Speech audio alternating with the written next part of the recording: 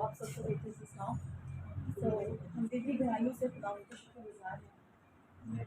जो ऐसे लम्हात ऐसी घड़ी हमारी ज़िंदगी बढ़ सके, हम उसके हज़ूर में आ सके और सीख सकें।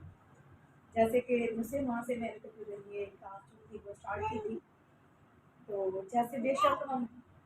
कलाम को सीखते हैं, खुद पढ़ते हैं, लेकिन जब तक हमें कोई सिखाए जाए या रूह कुदस ना सिखाए तब तक वाक़ई हम उस चीज़ को समझ नहीं पाएँगे। तो सो खुदा की शुक्रगुज़ारी करते हैं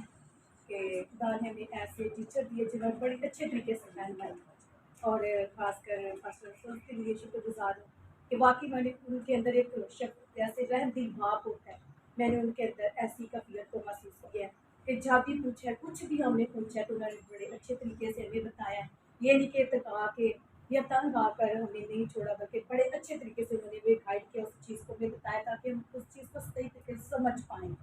तो सो इन सब के लिए हम ब्लेसिंग को चाहते हैं कि खुदा और ज़्यादा इन्हें बरकत दे और ज़्यादा इसी तरह अपने शलाल के लिए सर्व करता जाए और इसी तरह ये बहुत से खुदा के सूरमा जो खुदा के खादिम जो वो तैयार कर सके ताकि उन्हें ज़मीन पर इसी तरह हम खुदा के कलाम को फैला सकें। सो वो